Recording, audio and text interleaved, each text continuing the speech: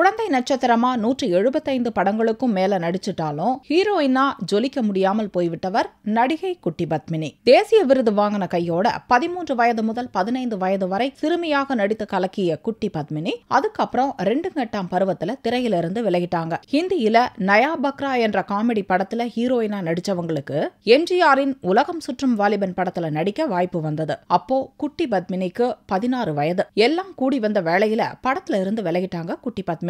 காரணம் 2 மாத படப்பிடிப்புக்காக Japan, Singapore உள்ளிட்ட வெளிநாடுகளுக்கு போகணும். பயண செலவை கட்டுப்படுத்தும் விதமாக ஹீரோயின் மட்டுமே வரணும்னு எம்ஜிஆர் சொல்லிட்டாரு. வீட்ல கலந்து பேசி சொல்றதா குட்டி பத்மினியின் தாயார் சொல்லிட்டு வீட்ல பேசி பார்த்தாங்க. சின்ன பொண்ண 2 மாசம் தனியா அனுப்புறதான்னு கடும் எதிர்ப்பு கிளம்பவே உலகம் சுற்றும் வாலிபன்ல இருந்து விலகினாங்க குட்டி பத்மினி.